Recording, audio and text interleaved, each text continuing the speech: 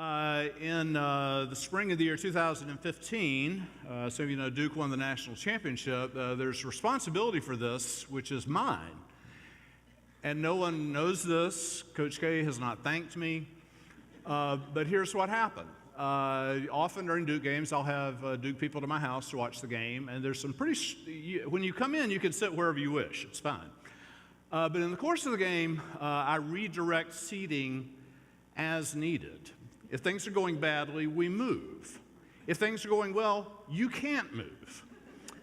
In 2010, Duke won the national title. Poor Lisa had gone to the bathroom at a timeout late in the second half, and she had to stay. So in 2015, I had a bunch of people at my house. The game was going fine. But if you remember, in the second half, Duke started playing badly, and we got down 9 points. It was the bottom to Wisconsin, and things looked really bleak. Right at the point that we were down by 9, and that was the worst moment in the game, I said to my friends, I said, you can't sit where you have been sitting. You must move now. Everyone moved, and from that point on, Duke creamed Wisconsin. It's not superstition if it works. And Coach K there's clear cause and effect. Now, that's a silly story, except it's a lot like what we do in religion, isn't it? Is that we're with other people and we kind of believe that what we do has some impact somewhere else. And you can call that prayer, you can call it the unity of the church, and whatever you want to do with that. There's something that goes on there. It's a group activity. Other people matter.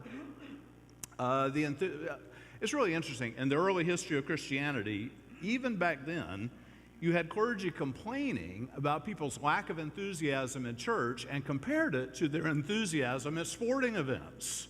Now, they were thinking gladiatorial contests, of course, where lions were devouring gladiators and so on. But even to this day, clergy occasionally will get annoyed because, you see fans, well, I don't know why these fans are excited, but you see fans who are excited, and it's just a game, and those of us who are clergy like, why can't we get that, going we're talking about God and eternal life and all of that. The group mentality actually matters.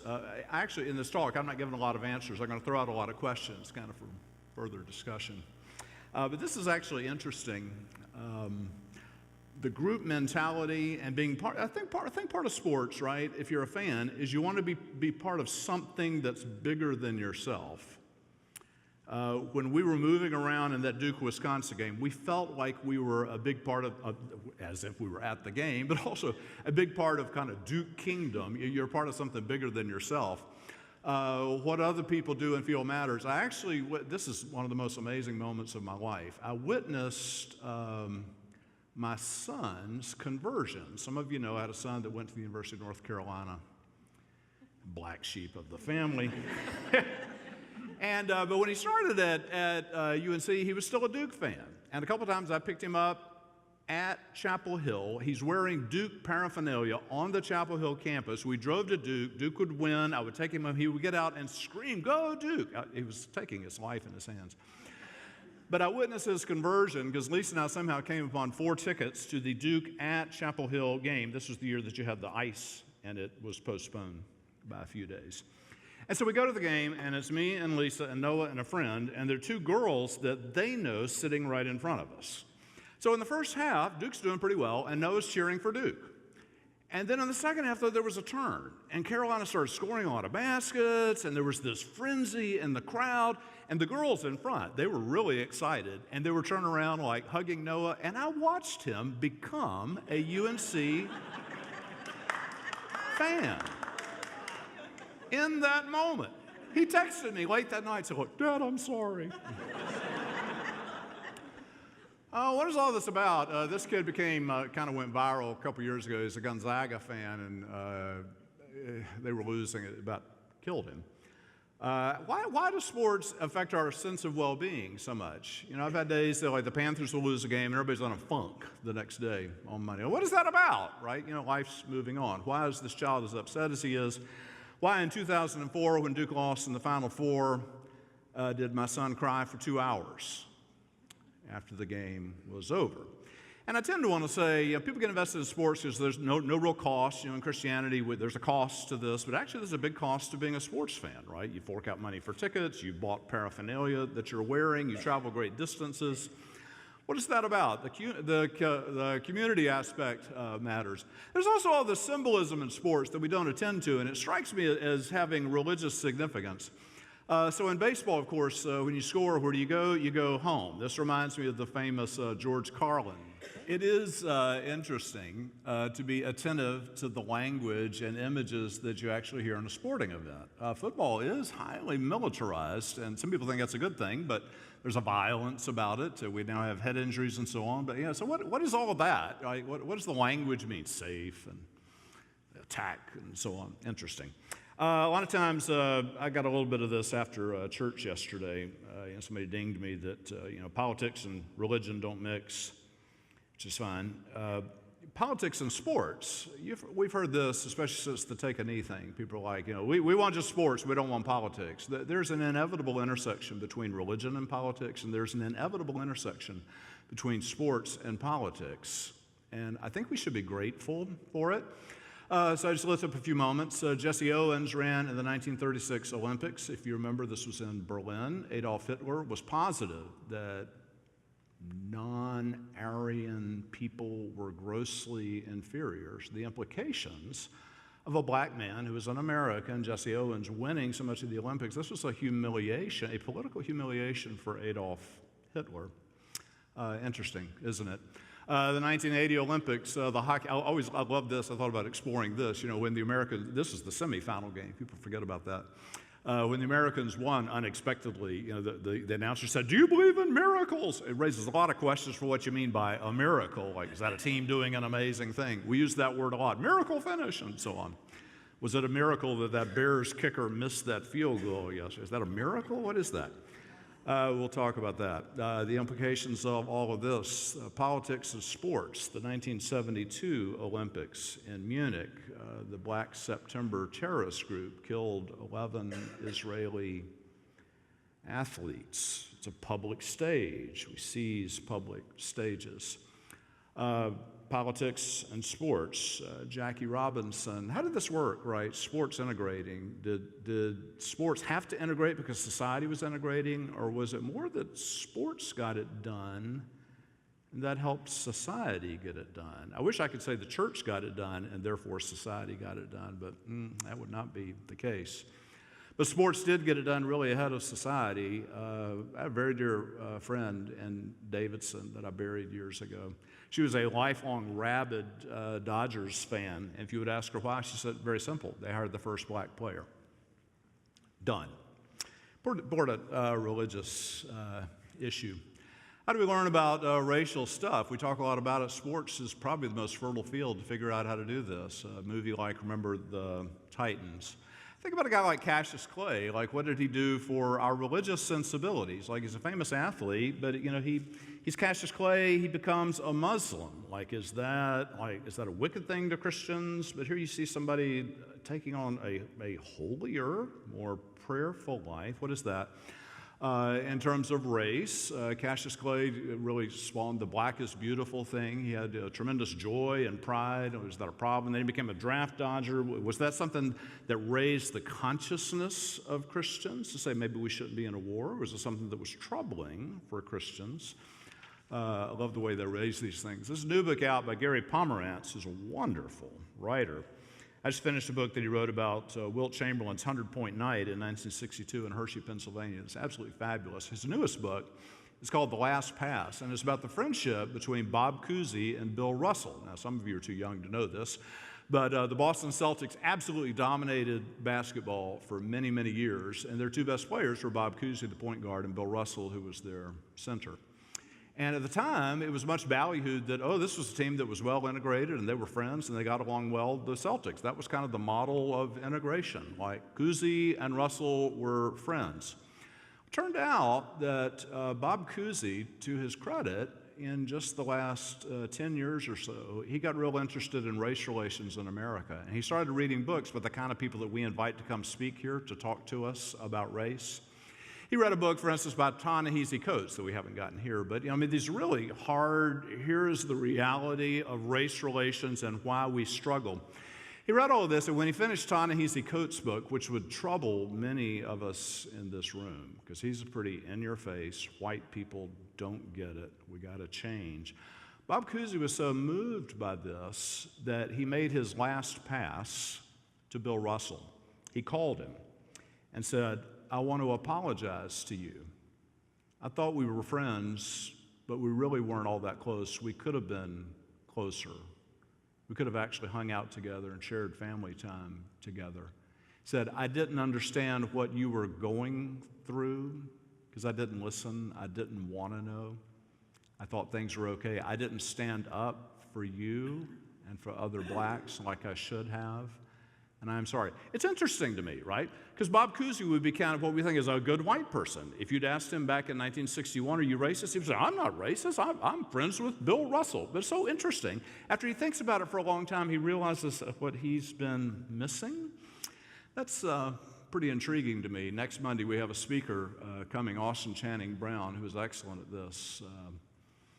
Wonderful, new, fresh voice on race and what that means. Things that have happened in sports are absolutely amazing to me. I was a huge Sandy Koufax fan when I was a child. He was amazing, greatest pitcher ever. I adored the guy. 1965 World Series, he was scheduled to start Game 1. It fell on Yom Kippur. Sandy Koufax said, I'm Jewish. I can't preach on Yom Kippur. This seems inconceivable to us. And yet, from a Christian point of view, we might think, that's the kind of thing Christians might do because of religious conviction. We'll get back to this. What do we do because of conviction? Colin Kaepernick began the taking a knee thing during the national anthem. I personally thought it was interesting that people got so upset about this because I personally have prayed at the Panthers game many times, and if anybody's about 12 people in the stands that are actually paying attention when you're doing this, nobody's going to, we got to pay attention to Howell praying, like nobody's too upset about that. Colin Kaepernick taking a knee, this either made people excited or made people crazy. And it seems to me when this kind of thing happens, it's, to me, incumbent upon Christians to remember two things. One is, we're the people that are in the reconciliation business. So maybe instead of just getting angry, we're the people that listen. We say, what is that about? I might not like it. It might not suit me. But what is that about? Can I listen to what that is about? Can people on the other side say, we must sing the national anthem? What is that about? Tell me what that is about. There is a long tradition within Christianity of something similar to taking the knee, refusing to do the patriotic thing. Early Christian martyrs were killed because they refused to bow down to the emperor. How do Christians, how do we ponder this kind of thing, not just sort of as people? Well, back to the Panthers' prayers. This is kind of cool, that guy was a member of our church at the time. He moved back to Ohio. I was proud of that. We had a church member who was on the field all the time. I think I hold the NFL record for saying more prayers at NFL games than any other human being, because no other team has a prayer, and I think I've said more prayers at Panthers games than anybody else. So I personally have a sporting world's record. You have prayer before the game. It was always interesting. How do you write the prayer? Do you pray for the Panthers to win? No. Jerry Richardson once asked me, do you think it's okay if I pray for the Panthers to win? I was pondering what to say to him, and he said, well, let me tell you what Billy Graham said. Got trumped on that. The Panthers were in the Super Bowl in the year 2004. I came over here on Sunday morning. There was a TV crew waiting for me when I got to the church. They said, we'd like to interview you. And I said, well, what do you want to talk about? They said, we want to talk about the Panthers being in the Super Bowl. I said, what do you want to say about that? He said, do you think that God is blessing Jerry Richardson because he's such a nice guy and that's why they're in the Super Bowl? I said, I'm not going to submit to this interview. I'm sorry. It doesn't work that way. I actually told Jerry that a couple days later, and he laughed his head off and said, was I a wicked person when we were 1-15? right? You have the deal, I don't know what to make of this. We should celebrate anytime anyone prays and anytime anyone gives credit to God, but you have athletes, and they do the prayer thing, and as best I can tell, the prayer and the looking to heaven, I don't want to be a critic of that at all, but to me it seems to be related to when things go well. You don't see a guy getting beaten on a long pass, or the Bears kicker that missed the field goal that would have won the game yesterday. You didn't see him going, God, yes. This actually happened one time. John Casey was the kicker for the Panthers. And I have to say, I got to know John Casey, and there's no human being I admire more than John Casey. I mean, a humble, holy, he's an amazing human being. But there was a day that he missed what would have been a game-winning field goal, and after the game when he was interviewed, he said, it was God's will. I wanted to say, doofus, you missed the kick. So how does all this work with God? There's a guy right here in Charlotte that I got to know this week. I announced I was doing this program. People said, you need to meet Bob Schindler. I met Bob Schindler. Bob Schindler wrote a book. He gave me copies. He was going to give me copies to give to everybody here, but only got 5 over here. He's out of town. He wrote a book called Does God Care Who Wins? It's really pretty good, because what he does in this is he thinks, does God care who wins? And we want to go, yes, or we think, no. And he said, it's an important question because as a Christian, you have to say, God cares about everything. Does God have a rooting interest? That's a whole other question, but does God care? You never would say, does God care? No, to anything. That's a really good book. With that, this whole thing of, we pray when things go well and we don't when things struggle, it just reminds me of so many nettlesome things that we run into in the Christian life. I'm writing this book on birth. And I've been interviewing mothers, and a lot of mothers have said a wonderful thing to me, which is, when my child was born, that made me believe more than I ever had that there's a God. And that's a lovely sentiment, but what they usually say is, because my child was healthy, how could there not be a God?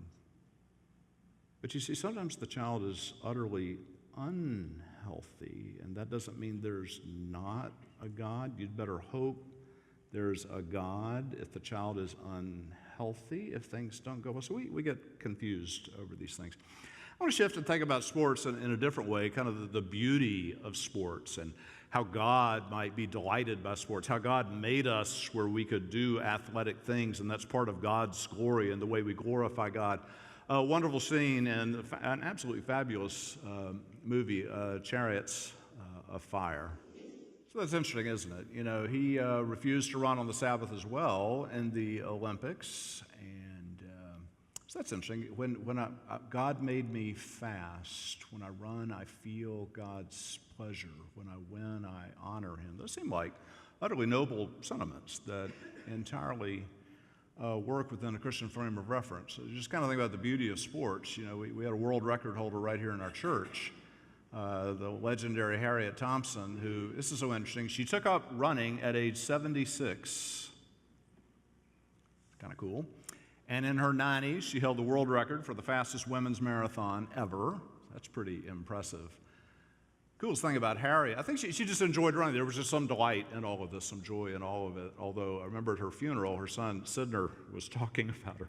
So Harriet, she was this famous marathon runner. She also was a classical pianist. Concert pianist.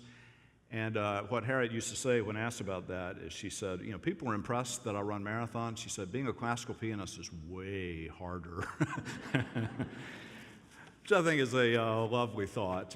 There's some quirky things about sports. I thought about this. I read some stuff a few years back. I got kind of obsessed with this thing about the transition from radio to TV in sports. Like, we thought that was the greatest thing. I mean, when I was a kid, I would get the little transistor radio and I would listen to a game and you had to use your imagination. But then it came on TV. And now there's no untelevised game, right? So you see it. And I've tried to think, is that a gain or is that a loss, that we can see it versus when we couldn't see it? And I began to suspect that it was a loss. And then I read this thing about Mel Allen, who used to broadcast New York Yankee games on radio. And then when television came, he began to broadcast on television. He did not like television, and he thought that it was a loss. He said that television was a medium in which both the broadcaster and the fan became lazy. The broadcaster because he had to let the camera do so much of the work, and the fan because he did not have to use his imagination. It's interesting. When Alan was on the radio, this is David Halberstam describing it, he had a soft, almost silky voice. He brought the fan into the stadium, projected a sense of intimacy with the players. He would paint a word portrait. He said TV would be very different, certainly for the athletes. At first, it seemed to bring them greater fame, but then it became clear that that fame evaporated. Because if you see athletes on TV, what do you see? You see them doing great things, but you also see them, they're spitting, they're scratching themselves, whatever. So I love that you had to use the imagination with the radio. What does that mean for Christian theology? That there's something in our makeup that the life of faith is like the life of imagination. We have to picture something that we can't see. And I worry about the loss of our imagination as more media comes directly at us all the time. That's an interesting thing. Rivalries. Let's talk about rivalries. Will Blythe wrote this wonderful book. To hate like this is to be happy forever. And it's a story about the Duke, North Carolina rivalry. You know, every now and then I meet somebody, like they're a Carolina fan, they say, well, I root for Duke when they're playing somebody else. Yeah, I'm the worst kind of fan. I always root against North Carolina. Tonight, I will be rooting hard against Clemson. I can't stand Alabama. But I grew up in Columbia, South Carolina, and went to the University of South Carolina. And I will forever, And so the whole business of rivalries, what is that like a bad part of us? Or is there something noble in that? There's something in Christianity that's rivalry base. Christianity's born, it's kind of Christianity against the other religions of the world. There's even, if you will, taunting in the Bible. I went to the school, Championship Taunters. The Bible does its share of taunting. We don't recognize it because we've kind of made it innocuous. It's the Bible. But for instance, when the Bible says Jesus is Lord, we think, oh, that's sweet. That's taunting. Because everybody in the Roman world said, Caesar is Lord. So you're kind of, giving them the finger and saying, no, Jesus is Lord, kind of in their face. The Old Testament makes fun of the Pharaoh of Egypt. It's a taunt. But then there's good taunting, there's fun taunting, and bad taunting. Good taunting, I think about the time I was at, Duke was playing, I was in Cameron Indoor Stadium, and Duke was playing Washington, and Detlef Schrempf, who was from Germany, was playing for Washington. So he goes to the free throw line, and as only brilliant Duke students could figure it out, they had discerned how to say air ball in German. And so the whole stadium is chanting, I don't know what, Werwurf or something. And Schrempf just died laughing, and he missed 2 free throws. So it was great. So that's kind of happy taunting. You have evil taunting. I was also there when Maryland came to play, and Herman Veal was introduced, and they threw condoms all over the floor because he had been accused that week of sexually inappropriate conduct. Not a Christian kind of thing. There's all kinds of symbolism in sports. George Carlin talked about some of it, the home and so on. There's other stuff that works. You have the movie The Field of Dreams. I'm going to skip this video thing because I'm taking longer than I meant to. But if you remember the ending of the movie, The Field of Dreams, if you build it, they will come. Interesting movie. And it introduces all these kind of Christian concepts, right? Like eternal life and reunion with a father who's been deceased for years. And the part I like is this great reunion at the end, right? So all these deceased players come back to play, but then also there's this great gathering of people out into the middle of nowhere. All these kind of images of heaven that come out of that. I want to talk about something we're interested in the church is the development of the self. A lot of you are parents, you have children, we're trying to help kids be people. What kind of people are we going to be? Who are you? Am I a consumer? Am I a producer? Is it building my resume? Am I a child of God? Am I made in the image of God? What am I made to be? Sports confounds this in so many ways. I think maybe especially for boys, but I wonder if it's increasingly for girls. I'll get back to that in a minute. These are photos of yours truly. On the left, that's me kicking a winning field goal against Greenwood High School, those scuzzbags. And it was interesting, I was the least likely football player because when I was in high school, you can look it up, I was 5 feet 6 inches tall and I weighed 125 pounds. And I was slow. Not a football player. But I have to tell you this, I had to play football. Why? Did I love football? I was a fan like anybody else. I was driven like I had to find a way to play football. Why? The cool guys played football. The football players were the popular people. The football players got all the cute girls. The football players were so I felt this pressure like I've got to play football. So I figured I could kick a football. I can do that, right? So what does this mean in terms of how do we help young boys think about becoming men? Sports can be a big part of that, but then sports can be a really adverse part of that. I think even for athletes that are good, right? I remember being at a high school reunion recently, and there was a kid that I went to school with. He was a legend in sports. He was great at he was phenomenal. He was just absolutely amazing. And I wasn't sure he even knew who I was in high school. So I walk into this reunion, and he walked to me and he said, "Hey, James." And I said, "I am dumbfounded that you know my name." He said, "What are you talking about?" I said, "Man, I held you in such awe. You were like a god. Like if I just could have tied your shoes or something, that would have been amazing." And he said, "Man, you got it backwards." He said, "I've looked up to you all these years. Like you were smart." And I'm like, "What? How does all that play out?" Because all these things happen. I read this thing. Malcolm Gladwell had this podcast that you should listen to about how you shoot free throws. And he points out Rick Barry, who's an NBA player, he shot free throws underhand and was like the best free throw shooter of all time. And it turns out, in terms of physics, the best way to shoot free throws and make them is to shoot them underhanded. And Wilt Chamberlain actually tried this for a while. And the day that Wilt Chamberlain scored 100 points, he made 28 out of 32 free throws underhanded. He was a career less than 50% free throw shooter. Why? He shot them underhanded for a while, and then somebody said, "You look like a girl." And he said, "I ain't gonna look like a girl. I'd rather miss the free throws than look like a girl." What is that about, right? So how does that fit in sports? Looking cool. I remember when my daughter played middle school basketball, and they would have the boys' games and the girls' games back to back. And when the boys would play, like if a boy would score a basket, they'd come down court looking like this. The girls would score a basket and then come down court like there's gender stuff in that, right? Like guys are like, what is all that? I had a son. Like, what were the pressures on him to be an athlete? Look at that body on the right. Man, he exceeded his dad. Absolutely amazing.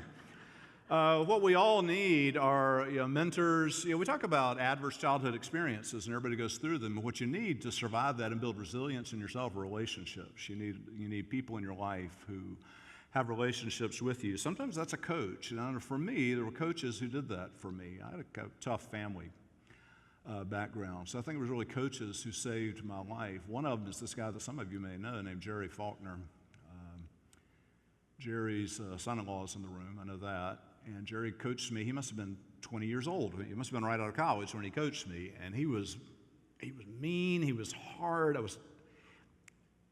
He showed up in church here one Sunday. I didn't know he was kin to somebody here. And I stood up to preach, and there was Jerry Faulkner. And I started perspiring. Like, oh my God! It's just terrifying. And he helped me tremendously. Like, he cared about me. He helped me toughen up. He helped me see good in myself. He helped me learn another aspect to myself that I didn't know was there. The gender thing, I think, is still pretty interesting. This is me with my sister, Jan. Jan, growing up, she was flat out the best athlete probably in the county. She could hit a baseball harder and further than anybody. She was faster than anyone. She was a fabulous athlete, incredible. She was a fabulous athlete too young. There weren't girls' sports scholarships when she came along. What they had when she came along was a powder puff football game. Have you ever heard, do they still do this? I hope not. They had a powder puff football game, and this is when the girls would go out on the field, and they were like, and they would be really silly. So Jan goes out, she could like really play football.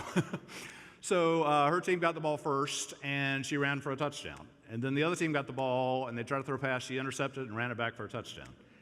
And the coach came out and said she can't play any longer. It's like gender stuff. There's under gender, and as Christians, this should be a concern for us. There are other gender issues, if I can talk about this.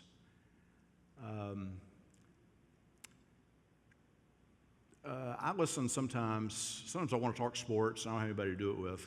Lisa doesn't want to do it that much. So sometimes I listen to the radio when I'm going around, and there's a sports station called WFNZ, and they talk about sports. It's pretty interesting stuff. But repeatedly, through a lot of the year, they have ads from an establishment called the Uptown Cabaret. I know 3 people that work at WFNZ. I've called them to complain. I've said, they may be your best paying advertiser, but what you're doing has a moral impact. What you're saying is that there's something about sexuality that it becomes a sporting event. It's not just on WFNZ. If you actually pay attention to sports pages in newspapers, a lot of times there are ads for places like the Uptown Cabaret. Where do they put it in the cooking section? No. Do they put it in the editorial section? No. They put it in the sports section. What does all that have to say? And as Christians, are we sensitive to that? Or do we want to make some phone calls and try to say, we're not going to put up with this? This is degrading to women. We're not going to do this. Even the whole kind of sexy cheerleader, dancer, hype, why is that a sports thing? And we can be puzzled by it, or we can say it's just good fun, but there is something belittling. And it's defining stereotypes that aren't happy ones for us as Christians. And as I always like to say, they only do it for one reason, and that's because we, the consumers, like people complain about what's on TV. And I just say to people over and over, like, if people didn't want it on TV, it wouldn't be on TV. It's on TV because that's what people want on TV. We have bad politicians. Why do we have bad politicians? We elect bad politicians. That's just a thing. Let's see. I'm winding this down. We're doing well. Cheating in sports.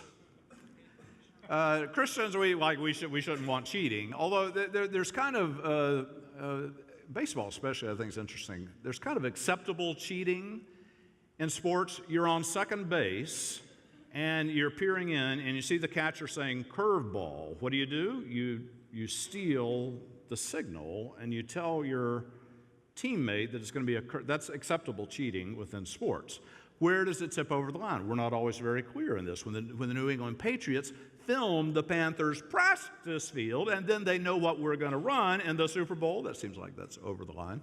This is Gaylord Perry, famous North Carolinian, famous for the spitball, the grease ball in baseball. They're always checking him out. He was trying to get away with the spitball. Is that acceptable cheating or not? And then how do we think about within our own lives, right? In your business life, what's acceptable cheating? Like I know Christians, they're really holy people, and they're like, oh, no, we never break the law. Well, I don't know. I'm out on the interstate. Nobody's driving the speed limit. Everybody's, that seems to be acceptable cheating. What's acceptable cheating at work, in investments, whatever? What's unacceptable cheating? How do we think about all of that as Christians? You move toward more unacceptable cheating. Barry Bonds suddenly became massively muscular. That was deemed unacceptable cheating. Pete Rose, amazing baseball player, was found to be gambling. That was unacceptable, although people debate this. The debatability of this, by the way, there's an interesting thing that's come up now that I want to point out is sports gambling. I don't know if you know this. If you're a United Methodist, we have a long-standing resolution that we are against gambling. Actually, this is amazing. About 15 years ago, I had an op-ed in the Charlotte Observer about why gambling is a problem. And it's not hard to figure this out, right? Gambling's a problem because it preys on the poor. Gambling's a problem because it leads you to this illusion that For just $2, I can be a multimillionaire, or whatever. Anyway, for various reasons, Christians, including Methodists, have had a historic stance against gambling. I hear now that sports gambling is becoming a big thing in the country. I hear no voices raised even questioning it. And why is this? And you know the answer to this: money. There's so much money that's involved. And one of the things when it comes to God and sports that we as Christians need to be attentive to is anytime you put a lot of money in anything, it becomes problematical. It's just a fact. If you add money to most anything, it becomes problematical, and our judgment comes to be jaded. When it comes to ethics in sports, I know I've always admired the tremendous wisdom of Bart Giamatti. How lucky were we, right? So for the commissioner of baseball, we got a guy who was like a professor at Yale. It's pretty good, smart guy. And in 1989, he was trying to deal with the Pete Rose scandal, and here's what he said. To me, this is a model for anything: business, personal life. It's incredible. He says, "I believe baseball is a beautiful and exciting game loved by millions, I among them. And I believe that baseball is an important, enduring American institution.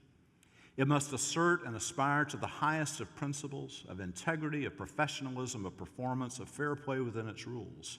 It will come as no surprise that, like any institution composed of human beings, this institution will not always fulfill its highest aspirations. I know of no earthly institution that does. But this one, because it is so much a part of our history as a people, and because it has such a purchase on our national soul, has an obligation to the people for whom it is played, to its fans and its well-wishers, to strive for excellence in all things and to promote the highest ideals. I will be told that I am an idealist. I hope so. I will continue to locate ideals I hold for myself and for my country in the national game as well as in other of our national institutions."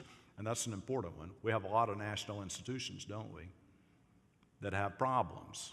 Banking, the law, health, it's all over, right? And there will be debate and dissent about this or some other occurrence on or off the field, and while the game's nobler parts will always be enmeshed in the human frailties of those who, whatever their role, have stewardship of this game, let there be no doubt or dissent about the goal of baseball or our dedication to it, nor about our vigilance and vigor and patience in protecting the game from blemish or stain or disgrace. I mean, I love that. And if we could have that kind of vigilance, that kind of zeal for everything, right? For everything. Seems like a Christian sort of thing. I had to get Dean Smith in this. When Dean Smith was coaching, no one made me madder because he was so good. He was just so good. He was incredible. And what I was only dimly learning at the time, and I've learned a lot about since then, is that he was an absolutely fabulous coach and a way better human being, right? And we wouldn't know he was such a great human being if he had been such a great coach, but we do know that he was a stunning human being. I had the good grace when I was at the pastor of the Davidson Church. John Kilgo is a longtime friend of Dean. When Dean wrote an autobiography, John ghost wrote it with him. Very, very close friends. And John's taken me to games at Chapel Hill. He only takes me when he is positive Duke's going to lose. And anyway, John's absolutely fabulous. And John got me connected with Dean. And for a while, Dean was subscribing to my sermons and listening to them. And he would, what most people do is they say, "Hey, good sermon," or "James, you are a doofus of a preacher." I get those two kinds of responses. Dean would write back these multi-page, thoughtful responses to what I had said the previous Sunday. Like, he had to have stuff to do, but he would do that. It's absolutely remarkable. People talk about politics and religion don't mix. Dean made politics and coaching mix. He took the place that he had, the position that he had, and he spoke out on things that mattered. And it could have been mental health, it could have been the Vietnam War, it could have been the death penalty. And some people dinged him for this. But on the whole, you have to give somebody credit that if it's somebody who has earned some respect, somebody who has some standing, they don't say, when I do this in the pulpit, I'm not saying you have to think the way that I think. But I do want to say, like, I'm somebody that's thought about some things, and here's the way I think about it. You can disagree. We don't excommunicate you from the church. But I expect people of intelligence and standing, if they share something that's thoughtful, sometimes they don't have much that's thoughtful to share. I remember Paul McCartney years ago, somebody asked him about some political issue in Great Britain, and he said, you're asking the wrong person. I just write songs, which was a pretty good answer. Dean Smith weighed in on these things, and there's a lovely story when he was still an assistant coach back in 1958. He worked on integrating a restaurant in Chapel Hill, and nobody really knew that he was a part of this. A guy named Bob Seymour told this, and Dean was really annoyed that Bob Seymour told that he had done this. He didn't really want that to be publicly known. So he told Bob, he said, I wish you hadn't done that. I wish you hadn't told that story. And Bob Seymour said, you should be proud that you did that. That was like a great thing. You should be proud. And Dean's response was, you should never be proud of doing the right thing. You just do the right thing. Isn't that interesting? So Christians are people, it's not like you do the right thing and then you get a medal, or you do the right thing and you put it on Facebook and somebody sees you did the right thing. You do the right thing, and it's probably more the right thing if you don't get the credit for it. We do it quietly. I still love all these things that John Kilgo's told me over the years about Dean Smith that are, John's got 8. John's funny. So John went to the Davidson Church, and he would hear me like do my Duke shtick. So he wrote this article that appeared in this UNC Sports magazine. I forget the name of it. And the title of the article was Devil in the Pulpit. And it's basically dissing me at length. And what he talks about is if you are a UNC fan and you're a United Methodist, you have a hard life ahead of you, because the clergy are Duke guys, and you have to put up with this. It was a lovely thing. But John tells all these stories, like, I forget where North Carolina had played, I think Notre Dame, somewhere like in the Midwest, and it was a night game, and so they got back to the campus at like 2 in the morning or something ridiculous. And they're about to get off the bus, and Dean said, okay, I know that there are 6 of you on this bus who have an 8 a.m. class today. He said, you will be in class. If you are not, I will know. And they were all in class. Like, this is really interesting, given the general image of things. And evidently, I haven't seen it, but evidently Michael Jordan was on The Tonight Show and was asked on The Tonight Show, why did you go back and finish school? Like, you're Michael Jordan. And he said, I promised Dean Smith I would do that. Isn't that interesting? And it's the thing, what sports can do, Douglas MacArthur, there's an interesting character, right? General MacArthur, like kind of a hero, a really difficult person, made Harry Truman's life miserable. But Douglas MacArthur wrote these words to go over the entrance to the gym at West Point.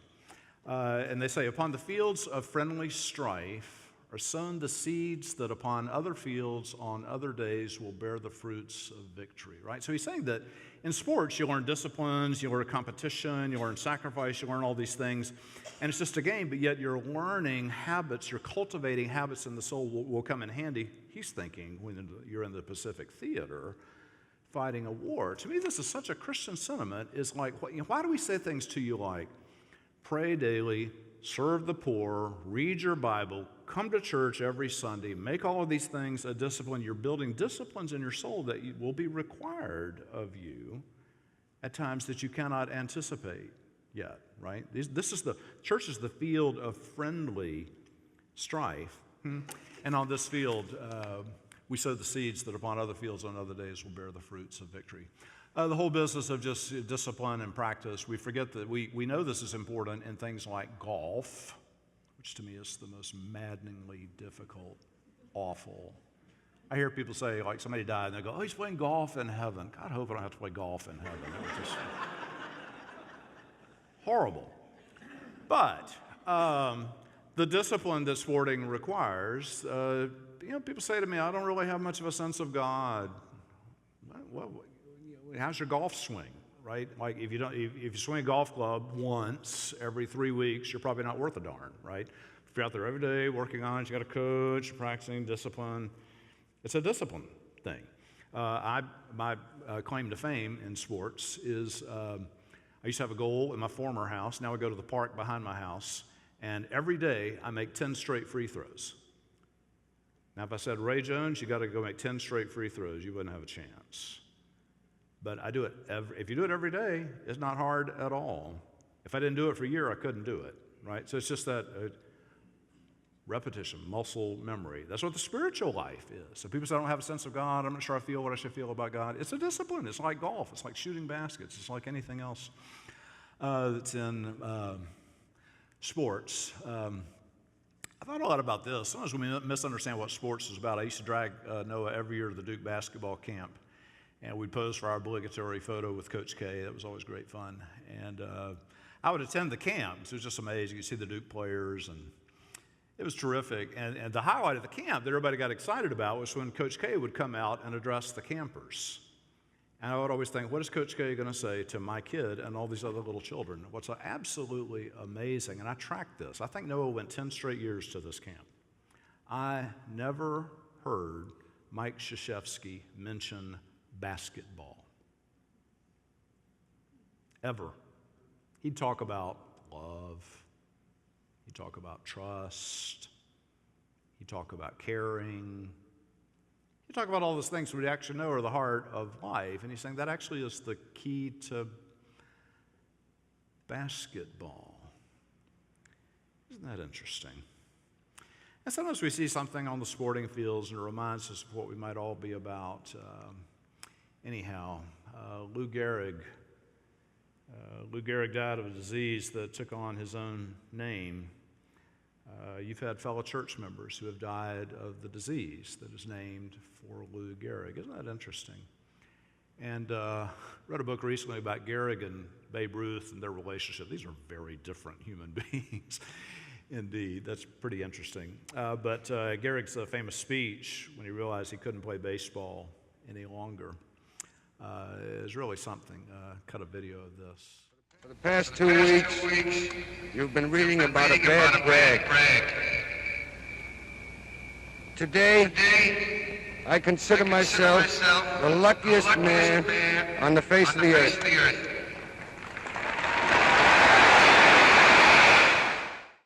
That I might have been given a bad break, but I've got an awful lot to live for. Thank you. I love the simplicity and the humility of that. Now you notice it because you don't always see that with athletes, right? A lot of times you hear the antithesis of that. You have to be attuned to that. A lot of it's trash talking, a lot of it's. But then occasionally, though, in a great person, you see the humility, you see the simplicity, you see what we saw there was gratitude. And isn't that interesting? And he's not saying, I'm grateful I got to do all these things and I'll be in the Hall of Fame one day. That's not it at all. It's like, I'm lucky. I've had a life. I've got a bad break. But there's so much to learn from that. I mean, when we see it, we recognize it, can we implement that? Anyway, okay. So that's kind of my shtick. And we're pretty good. We're under an hour. And trying to get home, get people home to see, it pains me to say it, see Alabama beat Clemson. I can hope for at any rate. What would you want to, if you make a long speech, no one will hear you, so don't do that. But let's take a few minutes. Do you have a question? If you have a question, anyone, or any topic that we haven't addressed that we could take a run at real quickly in terms of this. Yes? Does God care anything about sports? So my friend Bob Schindler, in his book, he asked the question, does God care who wins? What he's really talking about in this book, again, I have 5 copies I can give away, is does God care about sports? And his answer is you have to say yes, because otherwise you suggest there's something that God doesn't care about.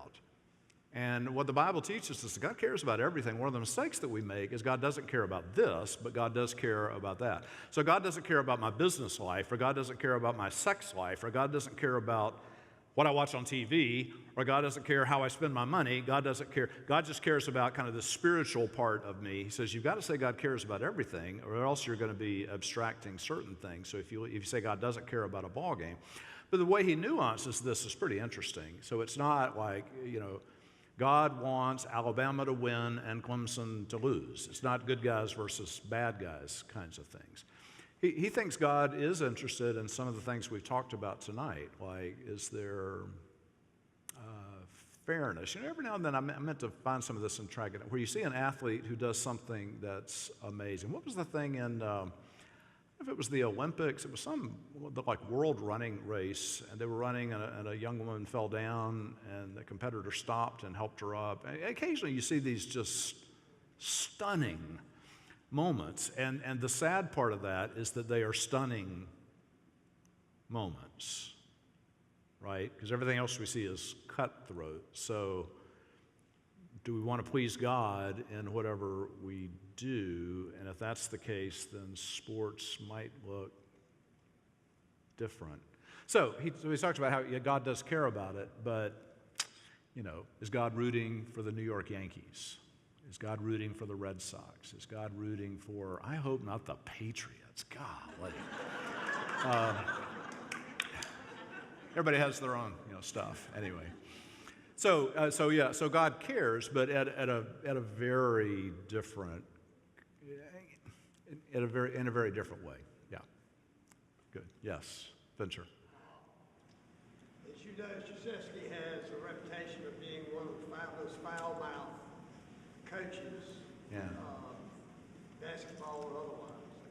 How do you square your obvious admiration for him with what I think most people would say was a bad side? Have you ever discussed that with him? Did you know him well enough, or did you ever? I know him in that I have shaken his hand when he's done the photo op with my son. I have, on 2 of those occasions, raised this question. I said, a lot of church people out in North Carolina, they're kind of bothered by that. And he's sort of like, I know it.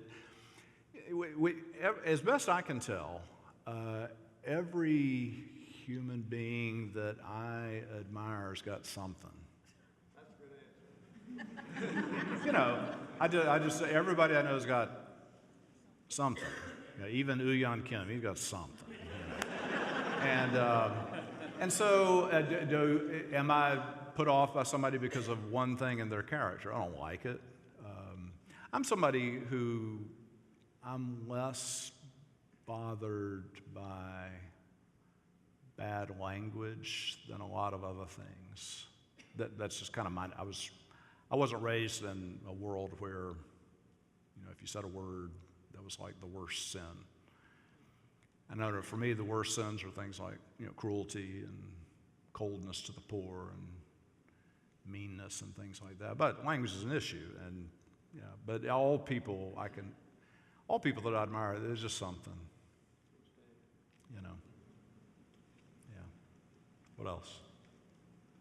I'm more bugged that Coach K can't coach offense. It just makes me crazy, but that's a different story. My father-in-law and I have written letters to Coach K also about the language thing, but it happens.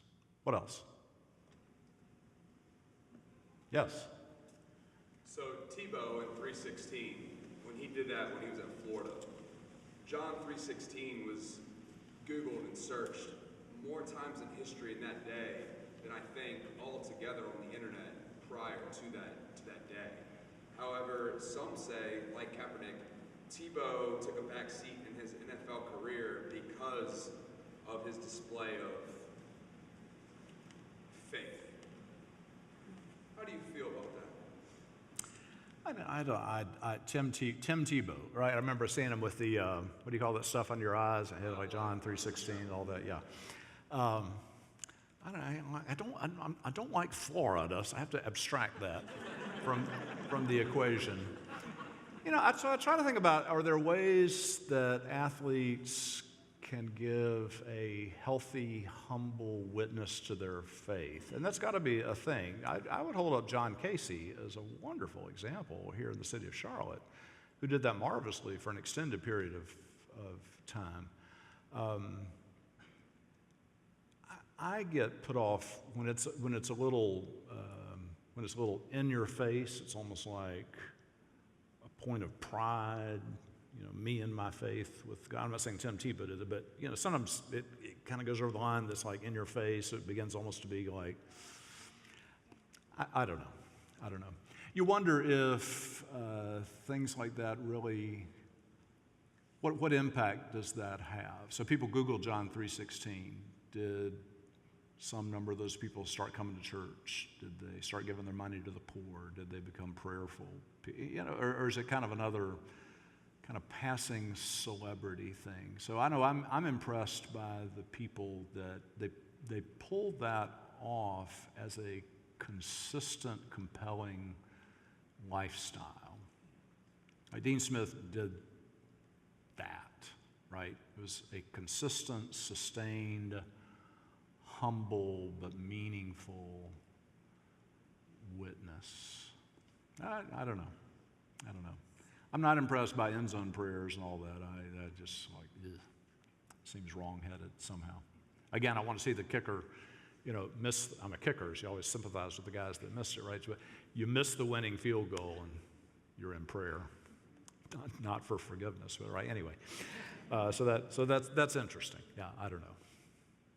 Let's say one more.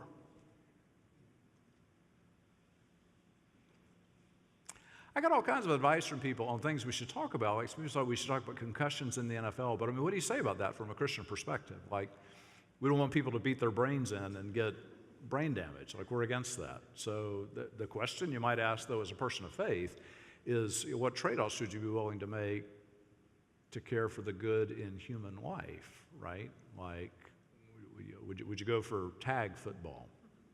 Probably not. But you know what I'm saying? Like, if we're really interested in the treasuring and cherishing of life, would we want the Panthers without cheerleaders? Yes, I would say. Do you know what I'm saying? Like, so how do we think about those kinds of things from a faith perspective? Anyway, okay, thank you all so much for coming tonight. It's been fun. Again, trying to ask questions, spawn further conversation. Bob Schindler did give me 5 of these books. First come, first serve.